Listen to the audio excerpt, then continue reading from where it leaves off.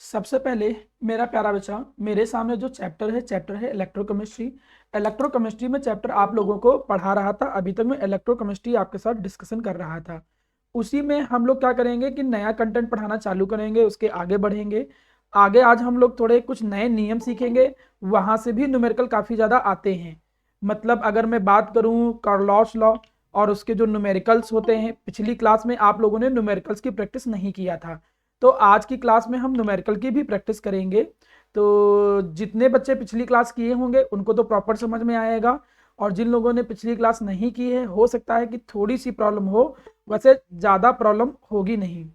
उम्मीद करता हूं कि ज़्यादा प्रॉब्लम आपको नहीं महसूस होगी, लेकिन थोड़ी सी प्रॉब्लम में भी हो सकता है। ठीक है, अटेंडेंस मैंने आपकी क्लास में ले लिया है। अब आगे बढ़ते हैं, चलिए ध्यान दीजिए। सबसे पहले अब कंटेंट की शुरुआत करता हूं। जो भी चीजें मैंने पिछली क्लास में पढ़ाई थी जल्दी से मैं पहले उसको एक बार बोल देता हूं कि क्या मैंने पढ़ाया था।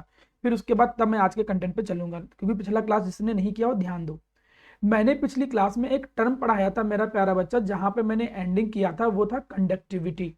सबसे पहले जब हम बात करते थे कंडक्टिविटी, जिसको हम कप्पा से रिप्रेजेंट करते थे, अगर मैं बात करूं कि इसके फॉर्मूले की, तो ये जो कंडक्टिविटी होता था वो रेसिप्रोकल होता था। किसका? रेसिस्टिविटी का रेसिप्रोकल होता था। भाई रेसिस्टिविटी का रेसिप्रोकल है, तो अगर हम यहाँ पर रेसिस्टिविटी का फॉर्मूला निकालें रेजिस्टेंस के थ्रू, रेजिस्टेंस में R equal to rho L by A होता है। तो यहाँ पर अगर हम वैल्यू रख दें रो की, तो वो आएगा आर ए अपॉन एल। तो इसके थ्रू जब कंडक्टिविटी निकलता था, तो कंडक्टिविटी वो निकलता था 1/r into L by A. 1/r जो होता था उसको हम कहते थे कंडक्टेंस। फॉर्मूले में बहुत ज्यादा यूज होगा। आज भी हम कोशिश करेंगे कि न्यूमेरिकल में इसका यूज करेंगे। पिछली क्लास में न्यूमेरिकल आपको नहीं पढ़ाया था, तो आज की क्लास में हम न्यूमेरिकल वाली अप्रोच पे चलेंगे। तो कंडक्टेंस इनटू सेल कांस्टेंट ये फॉर्मूला हो जाता था। पिछली क्लास में मैंने बताया कि L अपॉन ए सेल कांस्टेंट होता है और इसकी वैल्यू फिक्स होती थी। यहां तक की बातें जिक्र की गई थी।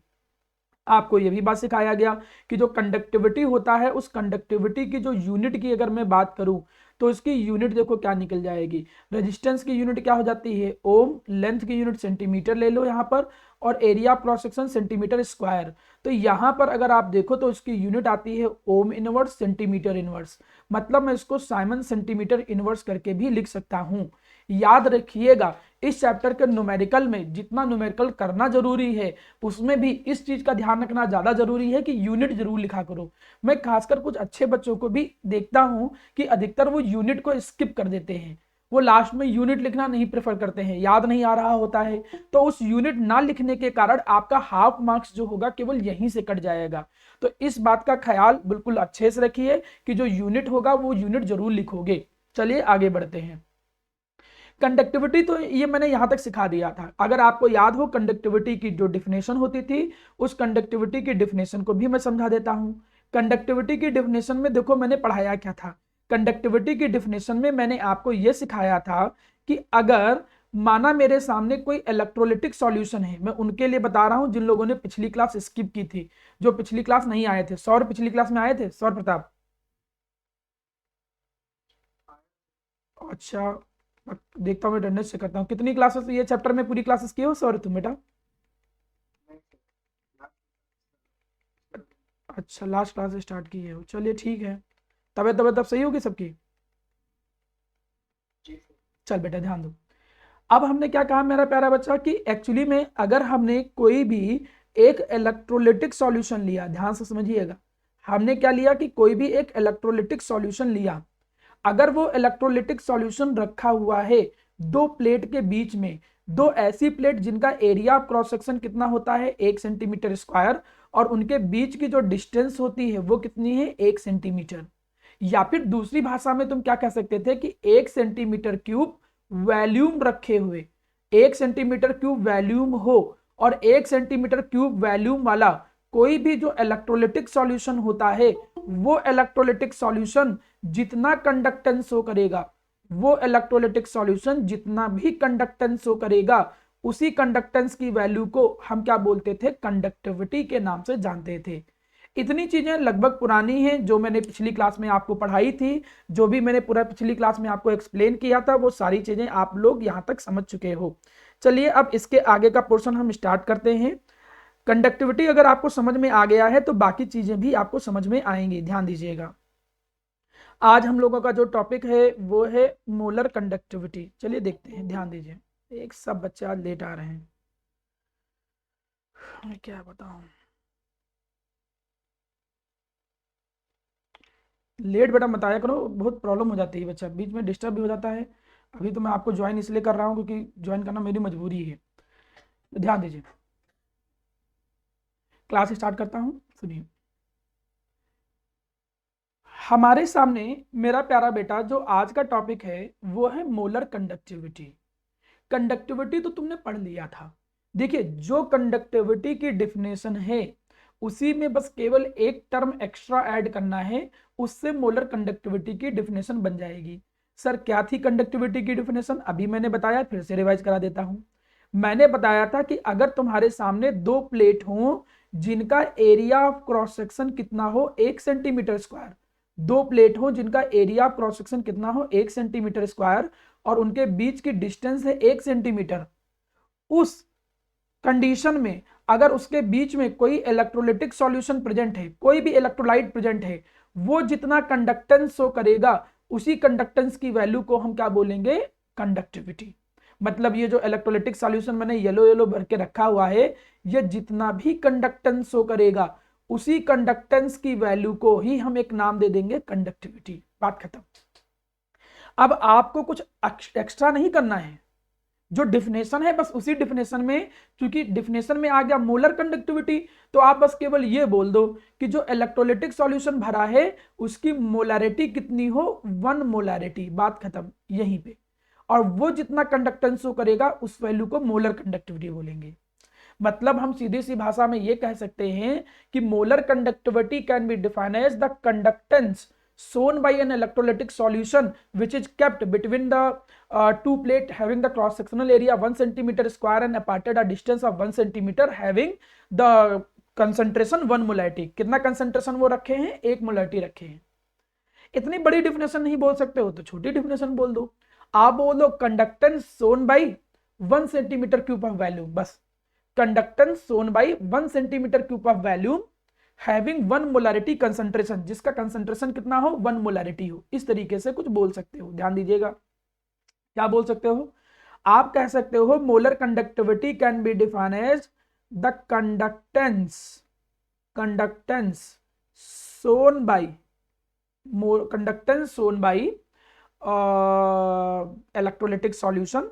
कोई भी एक इलेक्ट्रोलिटिक सॉल्यूशन है उसका कंडक्टेंस जो शो कर रहा हो ऑफ 1 सेंटीमीटर क्यूब वैल्यूम, जिसका वैल्यूम 1 सेंटीमीटर क्यूब है, एंड हैव कंसंट्रेशन, और उसका कंसंट्रेशन कितना हो? 1 मोलारिटी। मतलब मैं सीधी सीधी भाषा में बोलूं तो पुरानी डिफिनेशन जो थी कंडक्टिविटी की वही है, कुछ अलग नहीं चेंज हो गया है। बस इसमें हुआ क्या है मेरा प्यारा बच्चा कि जो इलेक्ट्रोलाइट था उसकी कंसंट्रेशन 1 मोलारिटी यूज कर लिया गया। बात खत्म। अब दूसरी चीज का थोड़ा चीज ध्यान रखिए, यहां पर क्या चीज ध्यान रखनी है? वो चीज मेरा प्यारा बेटा ये ध्यान रखना है, इसका फॉर्मूला। अगर तुम मोलर कंडक्टिविटी की बात करो तो मोलर कंडक्टिविटी का कुछ ऐसा फॉर्मूला किताब में मिलता है, K इंटू वी, वी मतलब वैल्यूम, और वैल्यूम जो होता है वो कहीं ना कहीं कंसंट्रेशन के इनवर्सली प्रोपोर्शनल होता है।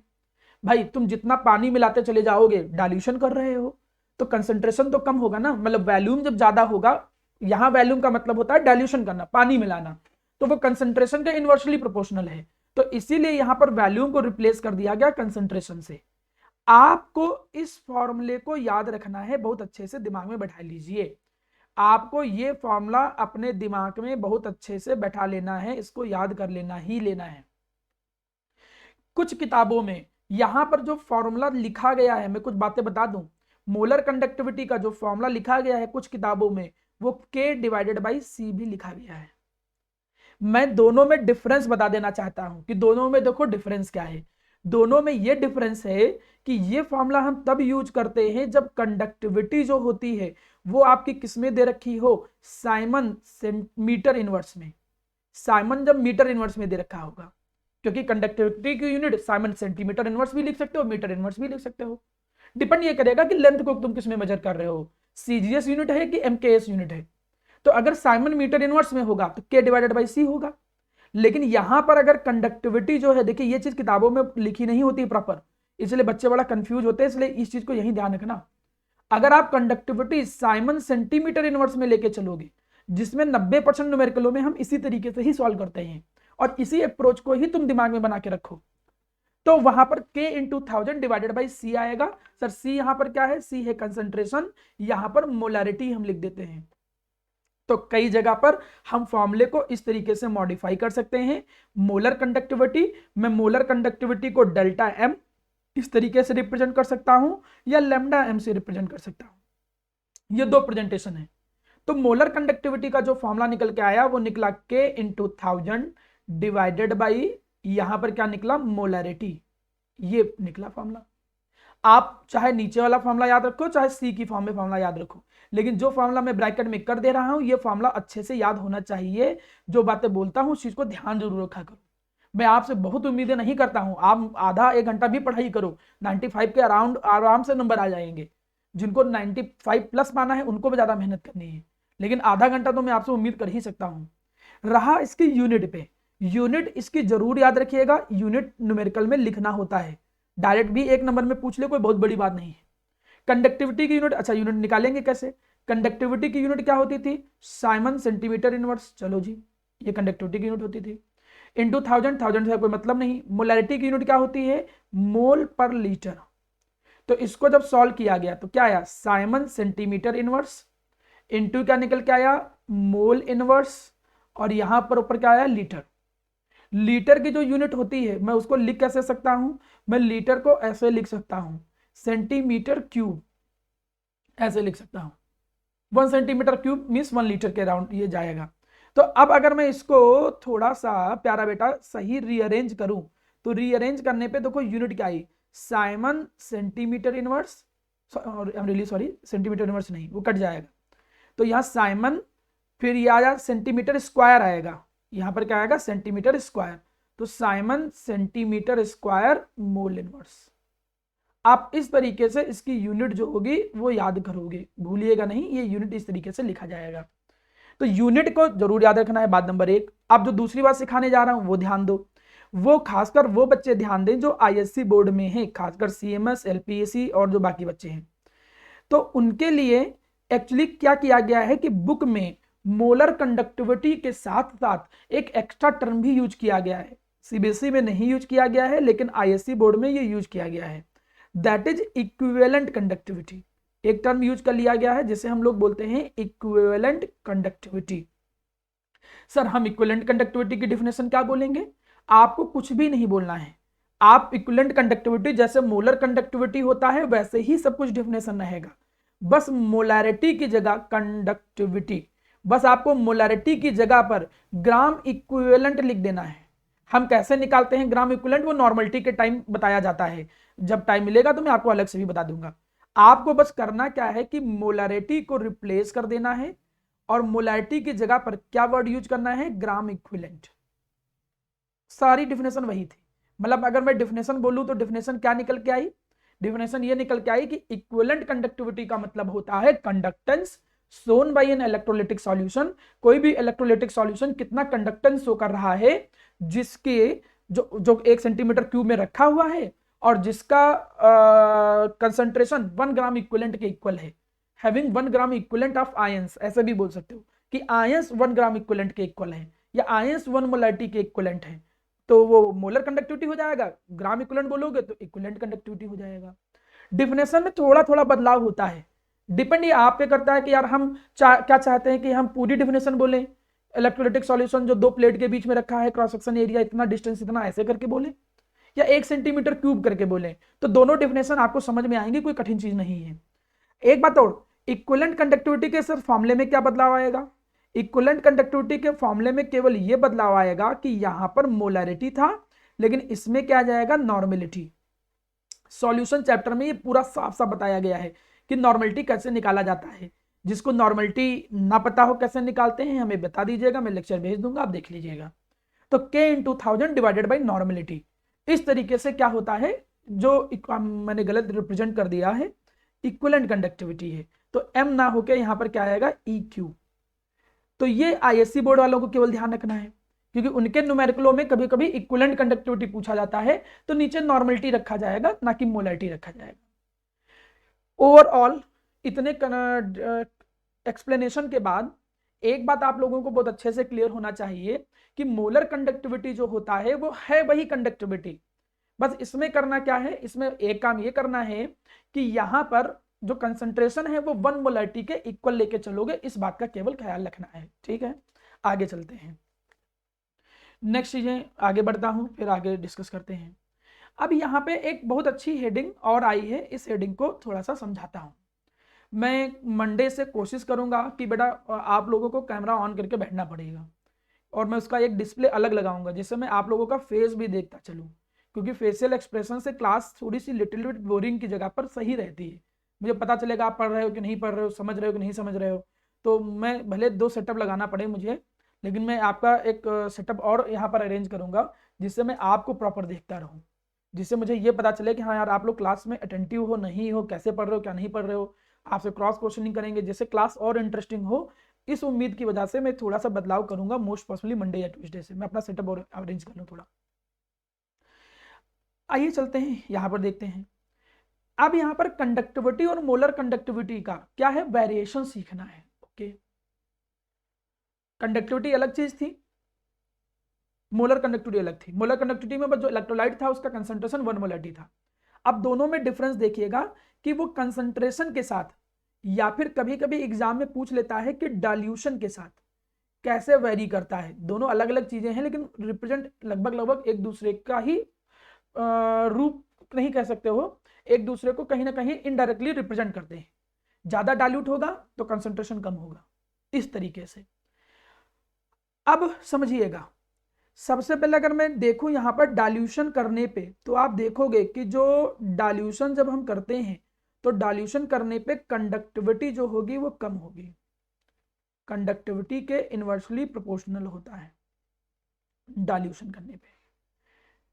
ऐसे मतलब जितना ज्यादा तुम डाइल्यूशन करोगे कि कंडक्टिविटी जो होगी उतनी ही कम होगी। चलिए देखते हैं जरा क्यों कंडक्टिविटी कम होगी। कंडक्टिविटी होता क्या था, थोड़ा यहां ध्यान दो। कंडक्टिविटी का मतलब होता था ये जो इलेक्ट्रोलिटिक सॉल्यूशन है, ये इलेक्ट्रोलिटिक सॉल्यूशन जितना कंडक्टेंस शो करेगा, थोड़ा ध्यान दीजिएगा। 1 सेंटीमीटर क्यूब वॉल्यूम के अंदर जो सॉल्यूशन है वो जितना कंडक्टेंस शो करेगा, और यहां कंडक्टेंस कौन शो कर रहा है, आयंस।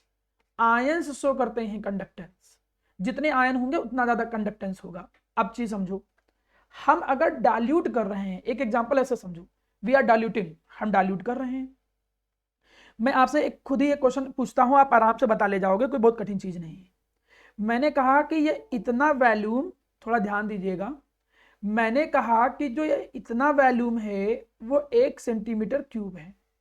ये इतना जो वॉल्यूम है वो 1 सेंटीमीटर क्यूब है, ये 1 सेंटीमीटर क्यूब वॉल्यूम है। ये कितना है, 1 सेंटीमीटर क्यूब वॉल्यूम है। ठीक है, पहले क्या थे, इस 1 सेंटीमीटर क्यूब के अंदर भरे हुए थे कौन, आयंस। ऐसे समझो, ये 1 सेंटीमीटर क्यूब के अंदर आयन भरे हुए थे, समझ में आने लगेगा। एग्जाम्पल के तौर पे ऐसे समझो कि कितने आयन भरे हुए थे, 50 आयन भरे हुए थे, एक एग्जाम्पल के तौर पे माना हो। अब मैंने इसका पानी मिलाना चालू कर दिया, पानी मिलाना चालू कर दिया तो भाई वॉल्यूम बढ़ जाएगा इसका। हमने कहा उसका वॉल्यूम हमने लगभग लगभग इतना पानी मिला दिया कि उसका वॉल्यूम जो है वो लगभग लगभग हमने क्या कर दिया, डबल कर दिया। तो भैया वॉल्यूम हमने इसका क्या कर दिया, डबल कर दिया। चलो जी डबल कर दिया।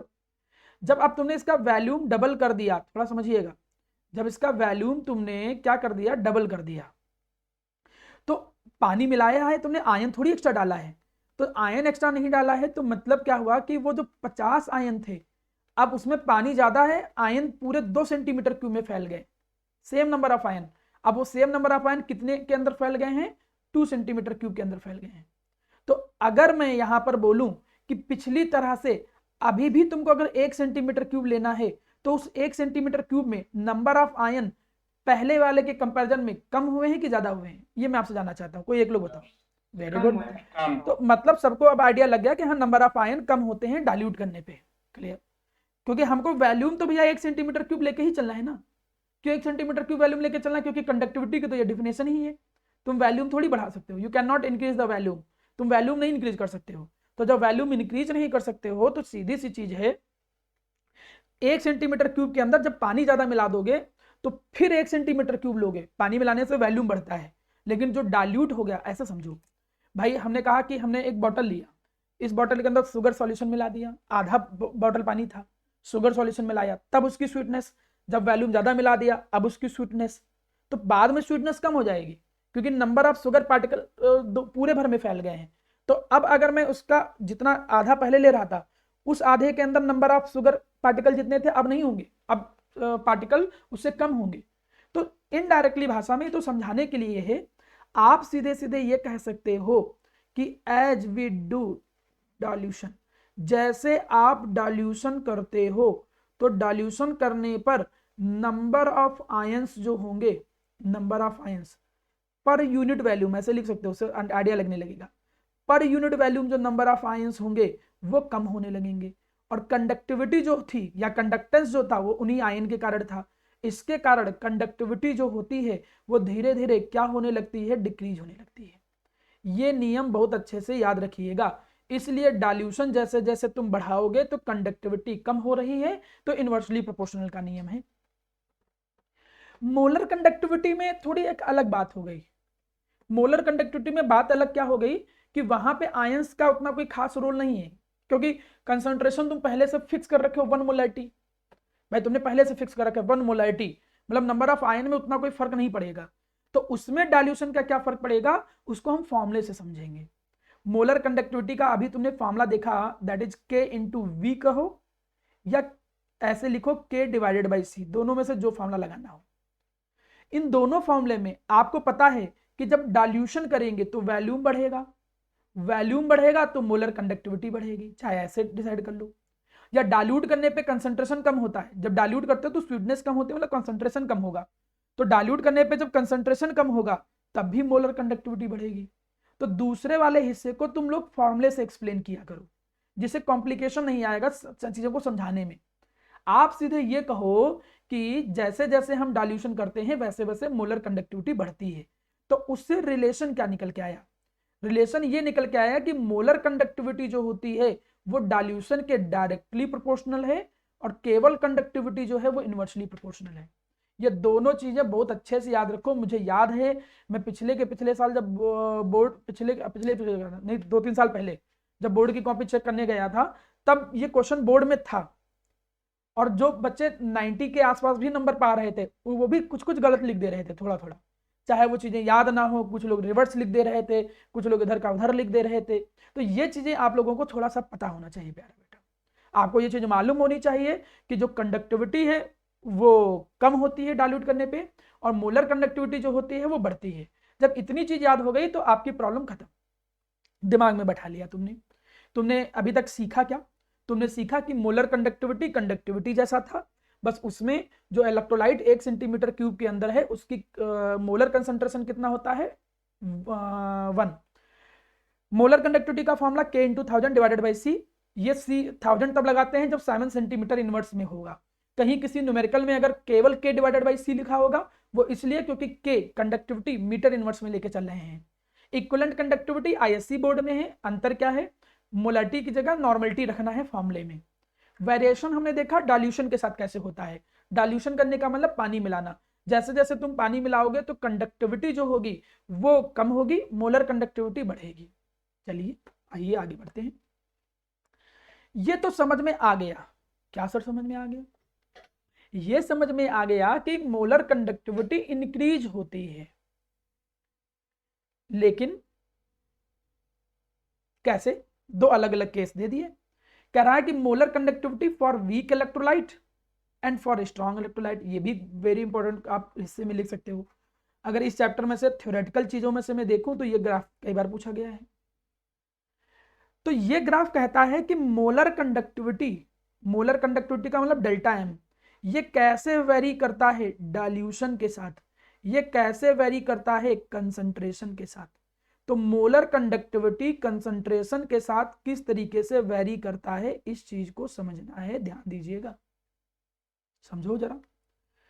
इंक्रीज तो करेगा ना, अच्छा हम ये तो पता ही चल गया मोलर कंडक्टिविटी इंक्रीज करता है, तो अब हम क्या पढ़ने जा रहे हैं, इंक्रीज तो करेगा ही करेगा, लेकिन अब ये वेरिएशन स्ट्रॉन्ग इलेक्ट्रोलाइट और वीक इलेक्ट्रोलाइट इन दोनों में थोड़ा अलग अलग तरीके से होता है, अलग अलग तरीके से दोनों में वेरिएशन होता है। देखो दिख ही रहा है कि जो वीक इलेक्ट्रोलाइट है देखो ये हाइपरबोलिक फॉर्म में इंक्रीज हो रहा है।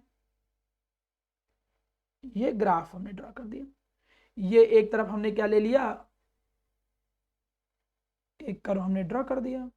ये ग्राफ थोड़ा गलत बना दिए हैं, ये पोटेंशियल एनर्जी कहाँ से आ गया है, यहाँ पे गलत बना दिए। यहाँ पर है मोलर कंडक्टिविटी, मोलर कंडक्टिविटी, ठीक है, it is the molar conductivity. हम मोलर कंडक्टिविटी देख रहे हैं, आप देख रहे हो कि जो मोलर कंडक्टिविटी है प्यारा बेटा, वो दोनों का इंक्रीज हो रहा है। आप वीक इलेक्ट्रोलाइट का देखो, ये देखो वीक इलेक्ट्रोलाइट का सीधे इंक्रीज होता जा रहा है। कैसे इंक्रीज होता है मोलर कंडक्टिविटी? डाइल्यूशन करने पे। सर डाइल्यूशन कहाँ कर रहे हैं? इधर, क्योंकि जब डाइल्यूट करते हो तो कंसंट्रेशन कम होता है। तो अगर कोई बोले ना डाइल्यूशन और करना, तो और करने का मतलब बैक साइड में जाओ, कंसंट्रेशन कम करो। तो जैसे जैसे तुम कंसंट्रेशन कम कर रहे हो, मतलब कंसंट्रेशन कम करने का मतलब पानी मिला रहे हो, पानी मिलाने का मतलब डाइल्यूशन कर रहे हो। जैसे जैसे डाइल्यूशन कर रहे हो तो देखो मोलर कंडक्टिविटी जो है वो इंक्रीज हो रही है, और कुछ इस तरीके से इंक्रीज हो रही है, और इंक्रीज होने के बाद वो देखो सीधे आगे आके पैरेलल होगी इसके लगभग लगभग। जबकि जो स्ट्रॉन्ग इलेक्ट्रोलाइट है, ये ग्राफ बना के ही एक्सप्लेन करना, बिना ग्राफ बनाए मत एक्सप्लेन करने लगना। और जो स्ट्रॉन्ग इलेक्ट्रोलाइट है इसका वेरिएशन कुछ ऐसा है, जबकि ऐसा भी मत मैं इसको सही से बनाऊं तो इतना की जगह पर स्लोप और कम होता है, इसका स्लोप और ही कम होता है, लगभग लगभग इतना होता है, लगभग लगभग एक तरीके से पैरेलल स्लोप होने लगता है ये स्ट्रॉन्ग इलेक्ट्रोलाइट का, ठीक है। इसको जब हम पीछे एक्स्ट्रा प्लॉटेड करेंगे, एक्स्ट्रा प्लॉटेड का मतलब पीछे ग्राफ को बढ़ाएंगे, तो जब पीछे ग्राफ को बढ़ाएंगे तो देखो ये यहाँ पे क्या कर रहा है, कट कर रहा है, ठीक है। ये जो पॉइंट है इस जगह पे कंसंट्रेशन कितना है, इस जगह पे कंसंट्रेशन कितना है, इस पॉइंट पे कोई बोलो, बोलो जल्दी से, किसी को पता है इस पॉइंट पे कंसंट्रेशन कितना है? जीरो, ठीक है आयुष्मान सनी बिल्कुल सही। अब इस जगह पे कंसंट्रेशन जो है वो जीरो है। जिस जगह पे कंसंट्रेशन जीरो होता है उसे हम लोग बोलते हैं डेल्टा एम जीरो, या फिर इसे बोलते हैं डेल्टा एम इनफाइनाइट। चाहो तो लेमडा से भी रिप्रेजेंट कर सकते हो, कई जगह पर लेमडा से रिप्रेजेंट किया गया है। ये क्या चीज है भैया? डेल्टा एम जीरो या लेमडा एम इनफाइनाइट क्या चीज हो गई भैया? डेल्टा एम जीरो या लेमडा एम जीरो या इनफाइनाइट, ये जो चीजें हैं इनको कहते हैं लिमिटिंग मोलर कंडक्टिविटी। एक नई डेफिनेशन आ गई, लिमिटिंग मोलर कंडक्टिविटी, एक नंबर में पूछी जाने वाली डेफिनेशन कि बताओ लिमिटिंग मोलर कंडक्टिविटी क्या होती है। अगर डेफिनेशन के नाम के अंदर भी जाओ तब भी थोड़ा थोड़ा आइडिया लगने लगेगा, जो लिमिट करे वैल्यू को, लिमिटिंग मोलर कंडक्टिविटी। तो लिमिटिंग मोलर कंडक्टिविटी क्या होता है? मोलर कंडक्टिविटी लिमिटेड, लिमिटेड का मतलब क्या हो गया कि वो मोलर कंडक्टिविटी, मोलर कंडक्टिविटी किसी भी चीज की हो सकती थी, molar conductivity eight zero concentration, या तो ये बोलो जीरो कंसंट्रेशन बोलो, और कंसंट्रेशन जो जीरो होता है ये तब पॉसिबल होता है और एट इनफाइनाइट डाइल्यूशन, या फिर इनफाइनाइट डाइल्यूशन पे। इसीलिए हम रिप्रेजेंटेशन में या तो जीरो लिखते हैं या तो इनफाइनाइट लिखते हैं, क्योंकि कंसंट्रेशन तब जीरो होगा जब डाइल्यूशन बहुत ज्यादा कर दो। क्योंकि जब डाइल्यूट करते चले जाते हो, डाइल्यूट करते चले जाते हो तो उससे क्या होता है, डाइल्यूट करने से क्या होता है, डाइल्यूट करने से ये होता है कि वैल्यू वो डाइल्यूट करने से कंसंट्रेशन कम होता है। जब डाइल्यूट बहुत इनफाइनाइट कर दोगे तब जाके कंसंट्रेशन लगभग जीरो होगा। तो या तो जीरो कंसंट्रेशन बोलो या इनफाइनाइट डाइल्यूशन बोलो। जिस समय कंसंट्रेशन जीरो हो या डाइल्यूशन इनफाइनाइट हो गया हो, उस समय जितनी मोलर कंडक्टिविटी होगी, उस मोलर कंडक्टिविटी की वैल्यू को क्या बोलेंगे? Limiting molar conductivity. अब कई सारे बच्चों के मन में ये आ सकता है कि यार ये वाला जो ग्राफ है, ये वाला ये ऐसे स्ट्रेट लाइन में क्यों है, मतलब इतना ज्यादा ज्यादा वेरी क्यों नहीं, इंक्रीज तो दोनों हो रहा है, ये भी हल्का हल्का इंक्रीज हो रहा है, ये हल्का हल्का ही क्यों इंक्रीज हो रहा है? एक्चुअली ये थोड़ा थोड़ा इंक्रीज इसलिए हो रहा है क्योंकि ये है स्ट्रॉन्ग इलेक्ट्रोलाइट। स्ट्रॉन्ग इलेक्ट्रोलाइट है तो ऑलरेडी ऑलरेडी पहले से ही ये आयंस में क्या हो जाएगा? Completely dissociate. ये ऑलरेडी पहले से ही आयंस में क्या है? कंप्लीटली डिसोसिएट हो गया है। अब पहले से ही यह टूट गया आयंस में, पता चला जितना इलेक्ट्रोलाइट डाला था 95% पहले से ही टूट गया है आयन में। अब डाल्यूट करोगे तो थोड़ा बहुत और टूटा, तो नंबर ऑफ आयन कोई बहुत ज्यादा थोड़ी इंक्रीज हो गए। जब नंबर ऑफ आयन इंक्रीज नहीं हुए तो मोलर कंडक्टिविटी बढ़ेगी भी नहीं। मतलब कभी कभी डाल्यूट करने पर मोलर कंडक्टिविटी की बात देखनी होती है। यहाँ पे यहाँ आयंस का रोल आ गया है मेनली, कि आयंस का ब्रेक होना। यहाँ पर डाल्यूशन में आयंस के ब्रेक होने की बात हो रही है। तो स्ट्रांग में जब पहले से ब्रेक है तो और जब डाल्यूट करोगे तो नंबर ऑफ आयन तो अभी भी उतने हैं, अभी भी उतने ही, तो थोड़ा सा भले और बढ़ गया हो, तो थोड़ा सा आयंस बढ़ने से मोलर कंडक्टिविटी केवल थोड़ी सी इंक्रीज हुई है। लेकिन जो डाल्यूट होते हैं, डाल्यूट, वो डाल्यूट क्या होते हैं कि बहुत ज्यादा नहीं ब्रेक थे, वो पहले से कम डिसोसिएट थे, वो बहुत कम लेस, या फिर वो क्या होते हैं, पार्सली डिसोसिएट होते हैं। जब वो पार्सली डिसोसिएट होते हैं, इसलिए जैसे जैसे जैसे जैसे तुम डाल्यूशन करोगे वैसे वैसे ही मोलर कंडक्टिविटी बढ़ती चली जाएगी। मतलब उसमें कोई चांस ही नहीं है, उसमें तुम डाल्यूशन करते जाओ थोड़े थोड़ा और बढ़ता चला जाएगा। कोई इस बात की चांस ही नहीं कि 100% टूट गया है, ऐसा कोई चांस नहीं है। तो अब ये तो ग्राफ समझ में आ रहा होगा कि ग्राफ का वेरिएशन कैसा है। मैं पिछले में पहले ही सिखा चुका हूं कि मोलर कंडक्टिविटी तो इंक्रीज होता ही होता है, दोनों केस में इंक्रीज होता है, चाहे स्ट्रांग हो चाहे वीक हो।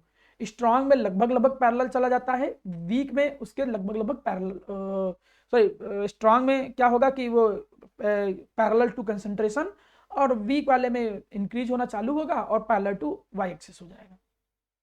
एक और अच्छी और इंटरेस्टिंग बात देखो, क्या अच्छी और इंटरेस्टिंग बात है, वो ये है कि ये जो वीक इलेक्ट्रोलाइट है, इस वीक इलेक्ट्रोलाइट को देखो अगर, तो ये वाई एक्सिस पे कट नहीं करता है कहीं भी, ये वाई एक्सिस पे कहीं भी कट नहीं करेगा, ऐसे बढ़ता चला जाएगा। क्योंकि ये वाई एक्सिस को कट नहीं करता है, तो अगर हम ये देखें, क्या तुम ग्राफिकल मेथड से, क्या तुम ग्राफिकल मेथड से वीक इलेक्ट्रोलाइट का लिमिटिंग मोलर कंडक्टिविटी फाइंड कर सकते हो?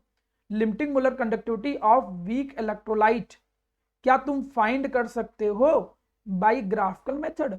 क्या ग्राफिकल मेथड से तुम पता कर पाओगे? तो आंसर क्या आएगा, किसी को पता है? पता कर पाएंगे कि नहीं पता कर पाएंगे, और क्यों नहीं पता है? वाह, नो सर। हाँ ठीक है, मतलब आंसर नो है कि नो पता नहीं है? सर नहीं कर सकते हैं। ठीक है, तो मतलब हम क्या करेंगे कि जो वीक इलेक्ट्रोलाइट है उस वीक इलेक्ट्रोलाइट का limiting molar conductivity graphical method से नहीं पता कर सकते हो। There are some another method, you can use the Kohlrausch law, but हम ग्राफिकल मेथड से वीक इलेक्ट्रोलाइट की लिमिटिंग मोलर कंडक्टिविटी नहीं पता कर सकते हैं। अगर कोई माना ये क्वेश्चन पूछ ले तो आप कहोगे इसलिए नहीं पता कर सकते हैं क्योंकि इसमें जो उसका ग्राफ होता है वो वाई एक्सिस के पैरेलल हो जाता है, एक्स्ट्रा प्लॉटेड करने पे, पीछे बढ़ाने पे वो कट नहीं करता है, और जब कट नहीं करेगा वाई एक्सिस को तो हमको पॉइंट ही नहीं मिलेगा जहां पे कंसंट्रेशन जीरो है। इसका मतलब हम लिमिटिंग मोलर कंडक्टिविटी जो होता है वीक इलेक्ट्रोलाइट का वो नहीं पता कर सकते, सीधी सी बात है। यहां तक की बातें समझ में आ गई। लिमिटिंग मोलर कंडक्टिविटी क्या है समझा चुका हूं। लिमिटिंग मोलर कंडक्टिविटी मैंने अभी साफ साफ यही समझाया कि ये मोलर कंडक्टिविटी होता है, ये मोलर कंडक्टिविटी होता है, molar conductivity of an electrolytic, of an electrolyte, किसी भी इलेक्ट्रोलाइट या इलेक्ट्रोलिटिक सॉल्यूशन की वो मोलर कंडक्टिविटी होता है एट जीरो कंसंट्रेशन, जब कंसंट्रेशन कितना हो, जीरो हो, और इनफाइनाइट डाल्यूशन, या फिर क्या हो मेरा प्यारा बच्चा, डाल्यूशन जो हो इनफाइनाइट हो, डाल्यूशन क्या हो, इनफाइनाइट हो। इस बार याद रखिएगा जो ऑनलाइन क्लासेस चल रही हैं वो ऑनलाइन क्लासेस बहुत अच्छे से सभी लोग ध्यान दे के पढ़ेंगे। ऑफलाइन के केस में मैं ये सब चीजें बैठ के जबरदस्ती नहीं पढ़ाऊंगा, क्योंकि मैं नहीं चाहता हूं कि मैं यही चीज पे जबरदस्ती मेहनत करूं। मैं उसकी जगह पे आपके एन नंबर ऑफ क्वेश्चंस, मैं आपके कंसेप्चुअल क्वेश्चन एक्स्ट्रा प्रैक्टिस कराऊंगा, आपके और क्वेश्चन प्रैक्टिस कराऊंगा, ऐसा नहीं रिवीजन कराऊंगा, लेकिन ऐसे बिल्कुल एक्सप्लेन कर करके एलोबरेट करके रिवीजन नहीं कराऊंगा। क्योंकि सारे लेक्चर बनते जा रहे हैं, मैं सीधे कहूंगा कि जाओ ये सारे लेक्चर देख के आओ, सैटरडे को आपका रिवीजन होगा, बाकी मंडे को आपका रिवीजन करा देंगे एक दिन के अंदर, 2 घंटे क्लास लगाएंगे, पूरा का पूरा चैप्टर रिवाइज कराएंगे, और चैप्टर रिवाइज कराने के बाद फिर केवल क्वेश्चन की प्रैक्टिस चलेगी पूरा वीक, केवल मार्क उठाई, क्वेश्चन की प्रैक्टिस, बस यही केवल होना है। तो इसलिए इधर की क्लासेस को ज्यादा अच्छे से ध्यान दीजिए, क्योंकि पढ़ना तुमको फिर वैसे ही पड़ेगा, इसलिए ध्यान दीजिए, क्योंकि मैं नहीं चाहता हूं मैं उन चीजों पे ज्यादा टाइम कंज्यूम करूं जो कहीं से भी तुम तैयार कर सकते हो। देखिए प्रैक्टिस ज्यादा जरूरी होता है इन कंपैरिजन टू कंटेंट के साथ साथ। कंटेंट पा लेना कोई बहुत बड़ी बात नहीं, कंटेंट केवल वो लोग सीखते हैं जिनको पास होना होता है, जिनको मालूम है कि हमें 60 नंबर चाहिए, 65 नंबर चाहिए, तो वो लोग थोड़ा थ्योरी पढ़ते हैं, फिर डेफिनेशन पढ़ते हैं, अच्छा ये पढ़ाया वो पढ़ाया, क्योंकि मैं देखता हूँ कि मैं पूरा साल फिर रिवीजन कराता हूँ वैसे ही जैसे अभी पढ़ा रहा हूँ, और उस रिवीजन कराने का भी कोई मतलब नहीं रहता है। जब मतलब रहता ही नहीं तो मैं उनके लिए ज्यादा मेहनत करना चाहूंगा जिन लोगों ने अभी ईमानदारी से मेहनत की है, ठीक है। उस बेसिस पे ध्यान रखिएगा आप लोग, थोड़ा सा सीरियस रहिएगा। तो लिमिटिंग मोलर कंडक्टिविटी क्या होता है? लिमिटिंग मोलर कंडक्टिविटी का मतलब होता है किसी भी इलेक्ट्रोलिटिक सॉल्यूशन जो होता है उसकी मोलर कंडक्टिविटी कब, जब कंसंट्रेशन कितना हो जाए 0, या फिर जब डाल्यूशन कितना हो जाए इनफाइनाइट, तब उसको बोलते हैं लिमिटिंग मोलर कंडक्टिविटी। एक ये फॉर्मूला बगल में दिया गया है, आपकी बुक में भी रिप्रेजेंट किया गया है, तो चाहो तो लिख लो या इसको देख लो, वैसे कोई जरूरत नहीं है। वो ये बताता है कि मोलर कंडक्टिविटी कंसंट्रेशन के साथ वैरी कैसे करता है, ग्राफिकल के साथ साथ एक दिया गया है जिसको हम लोग बोलते हैं मैथमेटिकल एक्सप्रेशन, जिसको हम लोग बोलते हैं डिबाई-हैकल इक्वेशन। ये जो डिबाई-हैकल इक्वेशन होती है, ऑन्सगर इक्वेशन, ये इक्वेशन कहीं न्यूमेरिकल में यूज नहीं होता है, ऐसा नहीं कि कहीं न्यूमेरिकल में क्वेश्चन आया है इसका ना, दे दे तो तब भी कोई बड़ी बात नहीं, कांस्टेंट सब दिया रहता है। ये मैं फिर बताया क्यों, बताया इसलिए क्योंकि कभी कभी मैं देखा हूं ऑब्जेक्टिव क्वेश्चन में दे देते हैं कि बताओ कौन करेक्ट एक्सप्रेशन है ये डिबाई-हैकल इक्वेशन का, क्योंकि उसमें क्या करते हैं कि कहीं प्लस साइन लगा देंगे, कहीं क्यूब रूट लग देंगे, ऐसे करके। तो ये पता होना चाहिए कि इसका करेक्ट एक्सप्रेशन क्या है, न्यूमेरिकल पर्पज के पॉइंट ऑफ व्यू से not important for the board examination. तो यहां तक की बातें समझ में आया लिमिटिंग मोलर कंडक्टिविटी तक। आगे बढ़ते हैं। अब आया है अच्छी चीज, इसे हम बोलते हैं कार्लॉस लॉ। कार्लॉस लॉ को थोड़ा ध्यान से समझिएगा, अगर समझ लिए तो बहुत अच्छी चीज है। कार्लॉस लॉ कहता क्या है? कार्लॉस लॉ का पहले स्टेटमेंट एक बार पढ़ के देखिए क्या कह रहा है सभी लोग। स्टेटमेंट कहता है कि लिमिटिंग मोलर कंडक्टिविटी, पता है तुम्हें लिमिटिंग मोलर कंडक्टिविटी क्या होता है? कह रहा है कि जो लिमिटिंग मोलर कंडक्टिविटी है किसी भी इलेक्ट्रोलाइट की, वो होता है एल्जेब्रिक सम के बराबर। सम नहीं लिखा है यहाँ, एल्जेब्रिक लिख लो, प्लस माइनस से। एल्जेब्रिक सम के बराबर किसके?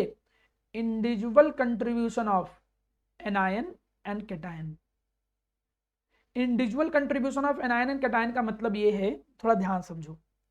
मैं ये कहना चाहता हूं कि अगर माना मेरे सामने प्यारा बेटा एक मैं लिखूं लिमिटिंग मोलर कंडक्टिविटी NaCl की, तो वो क्वेश्चन ये कह रहा है कि लिमिटिंग मोलर कंडक्टिविटी जो है वो limiting molar conductivity of Na plus के इक्वल होगी and limiting molar conductivity of Cl minus के इक्वल होगी।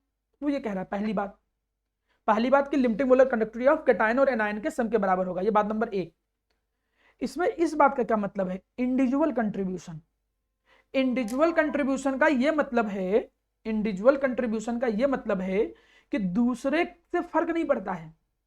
जैसे ये हमने लिखा, अब मैं नीचे लिखूं limiting molar conductivity of KCl, ठीक है। तो अगर ऊपर Cl माइनस कितनी लिमिटिंग मोलर कंडक्टिविटी शो कर रहा है? 40 Simon centimetre square mole inverse, इतनी लिमिटिंग मोलर कंडक्टिविटी ऊपर वाले में दे रहा है 40, ठीक है। तो नीचे वाले के अंदर भी ये लिमिटिंग मोलर कंडक्टिविटी किसके बराबर होगा? K plus plus limiting molar conductivity किसके बराबर होगा? Cl minus. तो वो ये कह रहा है कि यहां पर भी जो Cl माइनस है वो कितनी लिमिटिंग मोलर कंडक्टिविटी देगा? 40 Simon centimetre square mole inverse. मतलब इस बात से फर्क नहीं पड़ता कि उसमें कैटायन K प्लस है, उसमें कैटायन Na प्लस है ना, डजंट मैटर। हर एक आयन का, चाहे वो कैटायन हो चाहे एनायन हो, हर एक आयन का अपना इंडिविजुअल लिमिटिंग मोलर कंडक्टिविटी होता है, और वो अपनी इंडिविजुअल लिमिटिंग मोलर कंडक्टिविटी का, उसका खुद का जितना लिमिटिंग मोलर कंडक्टिविटी है वो कंट्रीब्यूट करता है total limiting molar conductivity of electrolyte में। एग्जांपल से समझो ये बात, ठीक। जो इसके अंदर की छिपी हुई बात है मैं वो समझा रहा हूं कि Na प्लस है या K प्लस है, डजंट मैटर। Cl की अपनी लिमिटिंग मोलर कंडक्टिविटी की वैल्यू होती है मे बी 40 या मे बी कुछ भी, तो वो अपना कंट्रीब्यूशन खुद करता है। और किसी इलेक्ट्रोलाइट की जो लिमिटिंग मोलर कंडक्टिविटी होती है वो उनके कैटायन और एनायन के लिमिटिंग मोलर कंडक्टिविटी के एल्जेब्रिक सम के बराबर होता है। इस बात को भी ध्यान में रखो। तो उम्मीद है ये फॉर्मूला समझ में आ रहा होगा कि क्या है। अब कई बच्चों को ये नहीं समझ में आ रहा होगा सर ये V प्लस क्या लिखा है और V ये क्या लिखा है। ये है एक्चुअली नंबर, कितने नंबर ऑफ कैटायन है, कितने नंबर ऑफ एनायन है। अब इसका मतलब समझा देता हूं। इसको अच्छे से समझने के लिए आप ये समझो कि आपको पहले ये पता होना चाहिए कि कोई ब्रेक कैसे किस में होता है। जैसे माना मैं लिखूं लिमिटिंग मोलर कंडक्टिविटी, थोड़ा ध्यान दीजिएगा, मैंने लिखा लिमिटिंग मोलर कंडक्टिविटी। मेरी वॉइस आ रही सब लोगों को बेटा प्रॉपर? ठीक है, हाँ चलिए ध्यान दें। अगर माना हमने लिखा limiting molar conductivity of Na2SO4, मुझे ये लिखना है।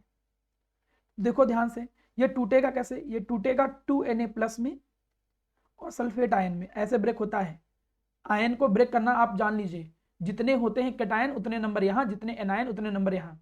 ये वाला चार्ज ऊपर 2 माइनस करके और इधर 4 नहीं आ जाएगा, सल्फेट का पूरा एक ही सल्फेट है तो इसलिए 1 प्लस आया। तो ये नियम क्या कहता है कार्नोट लॉ, कि ये एक्चुअली किसके इक्वल होगा? कैटायन है 2, तो 2 कैटायन की लिमिटिंग मोलर कंडक्टिविटी के plus limiting molar conductivity of anion के सम के बराबर होगा। मतलब यहां पर जो कैटायन और एनायन के जो नंबर हैं वो आपको साथ में रिप्रेजेंट करने होंगे। तो ऐसा प्रेजेंटेशन तो पहले सीख लो। अगर ये प्रेजेंटेशन सीख लिया तो आधा तो एक सिंपल वाला न्यूमेरिकल ऐसे ही कर लोगे, क्योंकि उसमें कुछ होता ही नहीं, सीधे वैल्यू देते हैं, खाली वैल्यू रखना होता है। मैं कुछ और लिख के दिखाता हूं। माना मुझे लिमिटिंग मोलर कंडक्टिविटी लिखना है BaCl2 का, क्या कोई बताएगा limiting molar conductivity of BaCl2 कितना होगा? कोई भी लोग? What will be the amount of limiting molar conductivity of BaCl2? BaCl2 की लिमिटिंग मोलर कंडक्टिविटी कितना होगा? Limiting molar conductivity of Ba plus plus 2 mole limiting molar conductivity of Cl minus. बिल्कुल सही। मतलब limiting molar conductivity of Ba2 plus plus 2 time limiting molar conductivity of Cl minus. देखिए मैं केवल और केवल डिस्प्ले इसलिए लगाना चाह रहा था जिससे क्या हो कि मेरा आई कांटेक्ट सबके साथ हो। ऐसे क्या रहता है कि कुछ ही नाम यहाँ दिखते रहते हैं, तो किससे पूछूं कौन ध्यान दे रहा है कौन नहीं ध्यान दे रहा है, उससे एक क्लास वाली फीलिंग थोड़ी और बढ़ जाएगी। तो मैं इस चीज़ को जरूर एडप्ट कराऊंगा सब में, कहूंगा कि भाई ये चीज़ करो, जरूरी है। अब लिमिटिंग मोलर कंडक्टिविटी जो BaCl2 की है, वो लिमिटिंग मोलर कंडक्टिविटी BaCl2 की किसके इक्वल है? Limiting molar conductivity of Ba2 plus plus limiting molar conductivity of Cl minus. चलिए ऐसे ही तुम किसी की फ्रेमिंग कर सकते हो। देखिए फ्रेमिंग ही ज्यादा इंपॉर्टेंट है, अगर आप फ्रेमिंग एक बार कर ले गए तो सब क्वेश्चन हो जाए। माना तुम्हें लिमिटिंग मोलर कंडक्टिविटी लिखना है अमोनियम हाइड्रोक्साइड का, तो इसकी लिमिटिंग मोलर कंडक्टिविटी कैसे आ जाएगी? Limiting molar conductivity of ammonium plus ion plus limiting molar conductivity of hydroxyl ion. बस लिखते चले जाओ, किसी का भी आए, कौन सी बहुत बड़ी बात है। तो लिमिटिंग मोलर कंडक्टिविटी कुछ इस तरीके से लिखा जाता है। लास्ट एक और प्रैक्टिस करा देता हूं।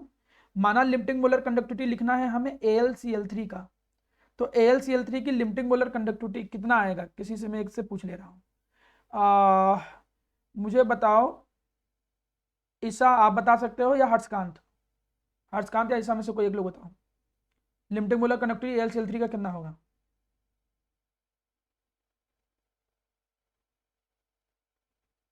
जानवी आप बताओ, ये तो लिमिटिंग मोलर कंडक्टिविटी AlCl3 का कितना होगा?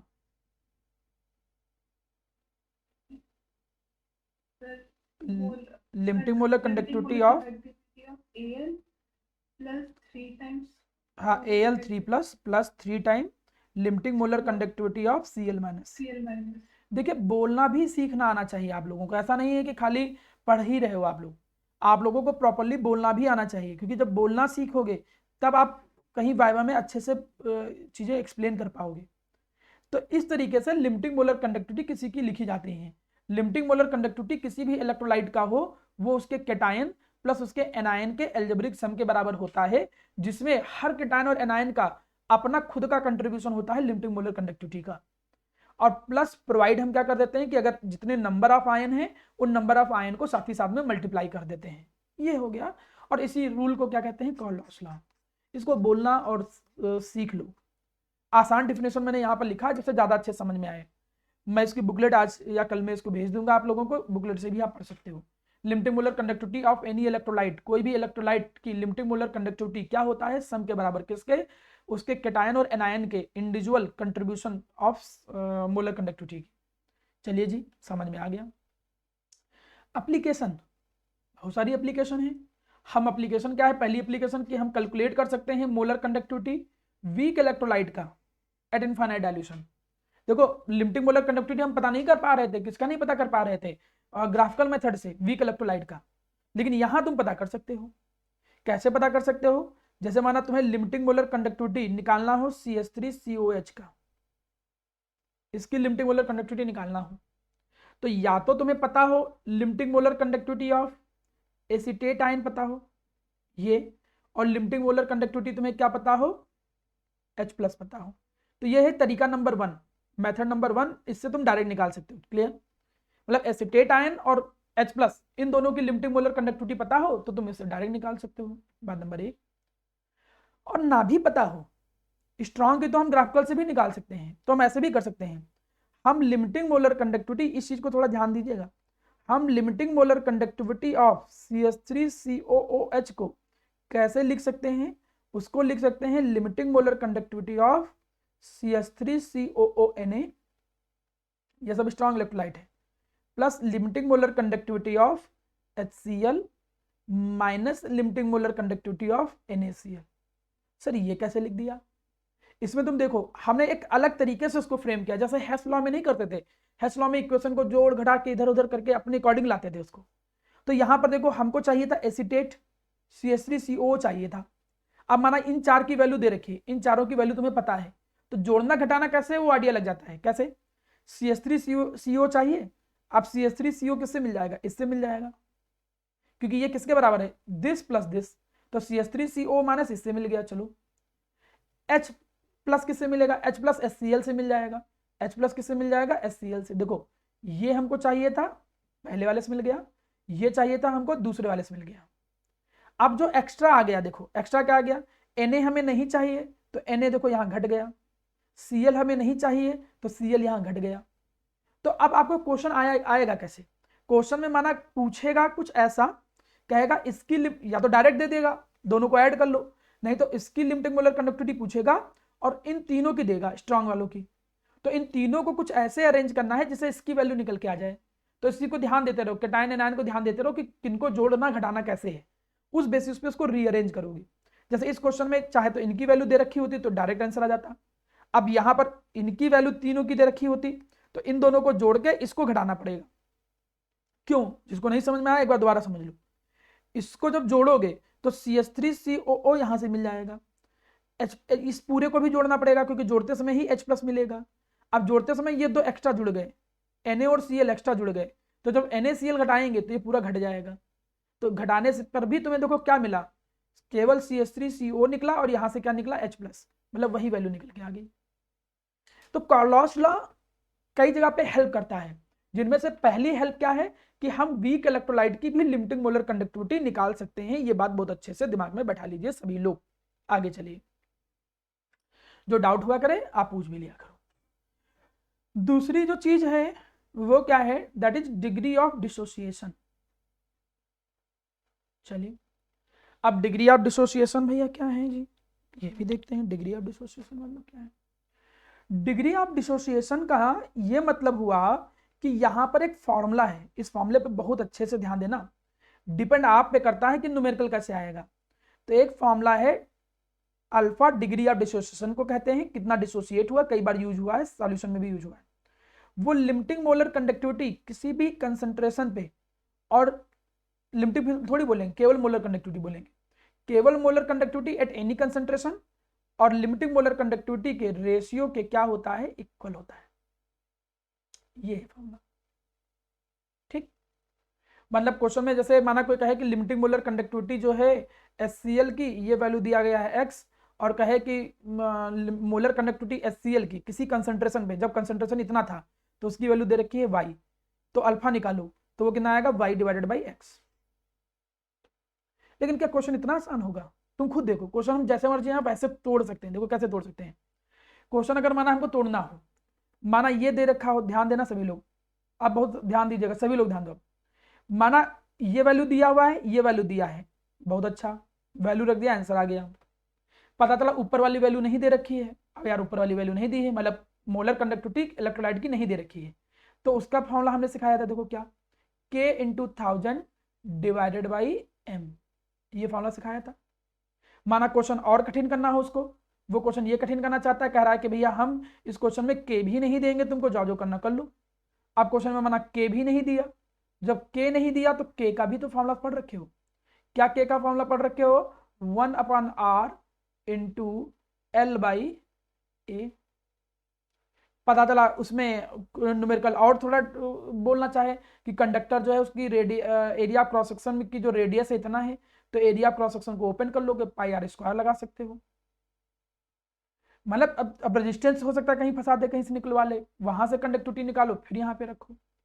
पता चला ये मोलैरिटी ना दे रखा हो क्वेश्चन में डायरेक्ट, देखिए क्वेश्चन डायरेक्ट भी दिया है तो भी नहीं तो कैसे, मोलैरिटी नहीं दिया होगा तब तुम फॉर्मूला उसका भी जानते हो, W B into 1000 divided by क्या आ गया, M B into volume in millilitre. पता चला नीचे वाली लिमिटिंग मोलर कंडक्टिविटी ना दिया हो, यार अब क्या करें, नीचे वाली की लिमिटिंग मोलर कंडक्टिविटी नहीं दिया है तो कॉलॉस लॉ लगा दो। तुमने पढ़ा है लिमिटिंग मोलर कंडक्टिविटी किसके इक्वल होता है, लिमिटिंग मोलर कंडक्टिविटी जो कैटायन की वैल्यू दे रखा होगा, फिर लिमिटिंग मोलर कंडक्टिविटी एनायन का दे रखा होगा। तुम देख रहे हो कितना छोटा सा कॉन्सेप्ट है अल्फा का, और पता चला अल्फा ना पूछ के वो क्या पूछे, डिसोसिएशन कांस्टेंट पूछे।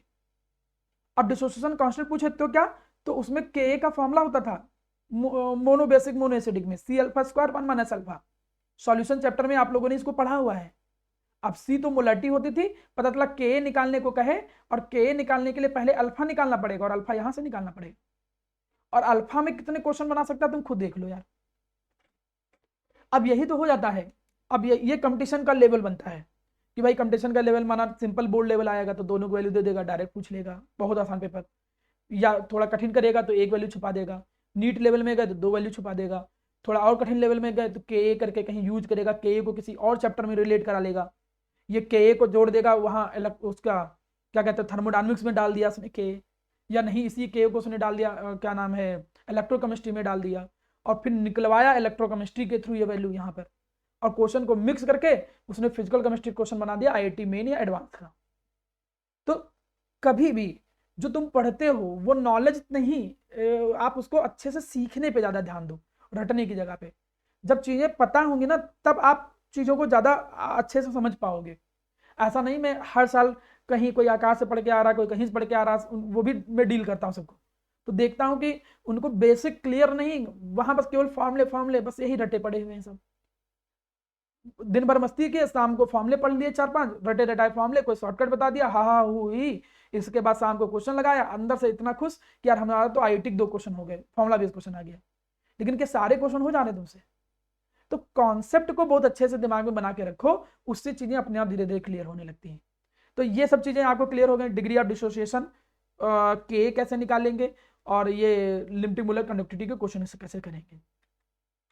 जब ये समझ में आ गया तो चलिए अब हम आपका 15 मिनट केवल लेंगे, जल्दी छोड़ दूंगा, परेशान मत हो।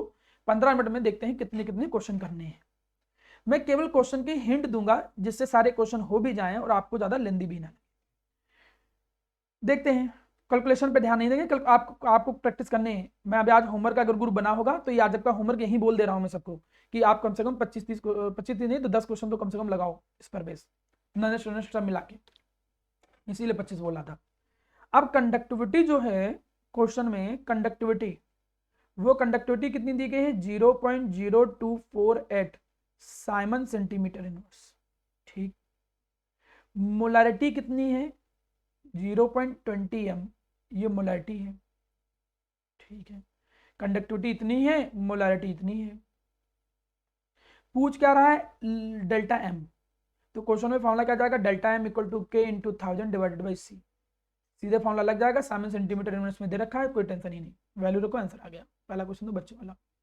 अगला क्वेश्चन, दूसरा क्वेश्चन क्या कह रहा है कि इस क्वेश्चन में कह रहा है कि जो रेजिस्टेंस है इलेक्ट्रोलिटिक सेल जिसका कंसंट्रेशन इतना है, नीचे भी वही है, कोई बदला नहीं गया है, तो कह रहा है कि कंसंट्रेशन जो मोलैरिटी की वैल्यू है वो 0.001 मोलैरिटी है केसीएल सॉल्यूशन का, उसका जो रेजिस्टेंस की वैल्यू है वो कितना है 1500 ओम है। कह रहा है कि सेल कांस्टेंट की वैल्यू जो होगी वो क्या हो जाएगी, अगर जो कंडक्टिविटी है वो कितनी है 0.146 इंटू 10⁻³ साइमन सेंटीमीटर इनवर्स। कौन सी बड़ी समस्या, कंडक्टिविटी का formula 1/r into L by A, ये सेल कांस्टेंट जो है वो सेल कांस्टेंट क्या किया गया है, पूछा गया है। देखो सेल कांस्टेंट क्या किया गया है, पूछा गया है। आर की जो वैल्यू है वो दे रखी है 1500 ओम, आर की वैल्यू दे रखी है, कंडक्टिविटी की वैल्यू क्वेश्चन में दे रखी है, सेल कांस्टेंट L/A की वैल्यू केवल पूछा गया है, सीधे सॉल्व कर लो। यहाँ पे तो मोलरिटी का कोई रोल भी नहीं, खाली वो डराने के लिए मोलरिटी दिए हैं, मोलरिटी का कोई रोल नहीं है। मोलरिटी का रोल तो तब होता जब कहीं कंसंट्रेशन चेंज करते, यहाँ कोई रोल भी नहीं, सीधे फॉर्मूला रखो सीधे आंसर आ गया। अगला क्वेश्चन करो। हाँ अमन को डाउट, चलो ध्यान दो, ये क्वेश्चन थोड़ा अच्छा है, बुक का क्वेश्चन है, इस पर ध्यान दीजिएगा, एनसीईआरटी के टेक्स्ट का क्वेश्चन है, मुझे याद है। क्वेश्चन कह रहा है कि एक कॉलम है इलेक्ट्रिकल रेजिस्टेंस का।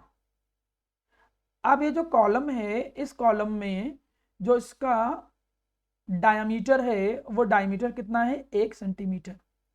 Length of area cross length जो है वो 50 सेंटीमीटर है, और इसकी जो रेजिस्टेंस की वैल्यू है वो कितना है, 5.5 इंटू 10⁻³ ओम। रेसिस्टिविटी और ये सब पूछा गया है, ठीक है, कोई समस्या नहीं। और कंसंट्रेशन दे रखा है, मोलरिटी कितना दिया गया, 0.05 मोलरिटी। चलो कर लो। आप पहले रेसिस्टिविटी निकालो। सबसे पहले रेसिस्टिविटी का फॉर्मूला क्या होता है, 1/r L बाई नहीं है, R equal to rho L by है। आप सीधे ये लगा दो, R equal to rho L by A लगा दिए, मार्कर में चेंज कर दे रहा हूँ। यहाँ पर R की वैल्यू दे रखी है, रेजिस्टेंस की वैल्यू, रो वैल्यू पूछा गया है, लेंथ सेंटीमीटर में रखना, लेंथ किस में रख देना, सेंटीमीटर में, 50 दे रखा है। एरिया क्रॉस सेक्शन के लिए πr² लगा देना। R कैसे निकालोगे, डायमीटर का आधा, 0.5 सेंटीमीटर में ही, तो ये R आ गया। πr² की वैल्यू रखो, सारे रखो, तो रो आ गया। रो आ जाने के बाद कंडक्टिविटी कैसे निकलेगा, 1/रो कर दो, 1/रो कर दोगे तो कंडक्टिविटी आ जाएगा। अब कंडक्टिविटी निकल जाने के बाद आया क्या, मोलर कंडक्टिविटी, तो फॉर्मूला क्या लगा दो, K/1000, सब कुछ सेंटीमीटर में ही सॉल्व करना, काहे परेशान हो गए, और सीधे मोलरिटी की वैल्यू यहाँ रख देना। कंडक्टिविटी ऊपर ला ही चुके हो, मोलर कंडक्टिविटी आ गया। यूनिट लिखना मत भूलना। मतलब क्वेश्चन आसान होते हैं, डायरेक्ट फॉर्मूला बेस होते हैं, और बच्चों को छोड़ते देखता हूं मैं ये क्वेश्चन, जबकि कुछ क्वेश्चन में नहीं होता है। चलिए आगे देखिए अगला क्वेश्चन। अब मोलर, सर हाँ बोलो अथर, सर पहले वाला फिर से बता दीजिए, ये वाला कि इससे पहले वाला, यही वाला। तो इस वाले में बताना क्या, देखो ना क्वेश्चन देखो, मुझे बताओ क्या प्रॉब्लम है। क्वेश्चन में पूछा क्या गया है, ये मोलरिटी दिया गया है जो उसके अंदर सॉल्यूशन भरा हुआ है, लेंथ दे रखी है 50 सेंटीमीटर, डायमीटर दे रखी है 1 सेंटीमीटर, तो रेडियस कितनी आ जाएगी उसकी, हाफ, तो ये रेडियस आ जाएगी। अब पहले पूछा रेसिस्टिविटी, तो रेसिस्टिविटी निकालते कैसे हो, रेसिस्टिविटी निकालने के लिए रेजिस्टेंस का फॉर्मूला लगाना पड़ेगा, क्योंकि उसी के अंदर रेसिस्टिविटी आता है, R equal to rho L by A.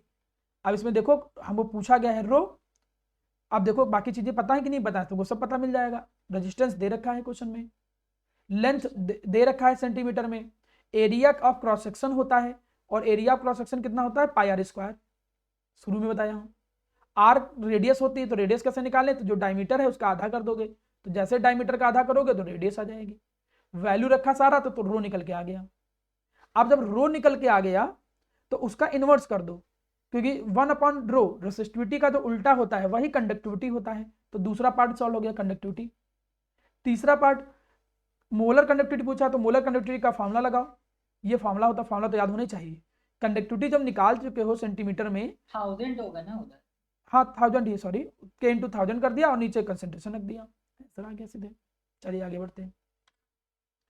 अब इस क्वेश्चन में देखो मोलर कंडक्टिविटी NaCl का दे रखा है, ठीक है, कितना दिया गया, 126.4 यूनिट लिख देना। मोलर कंडक्टिविटी जो है HCl का दे रखा है, कितना दे रखा है, 425.9 यूनिट हो गया।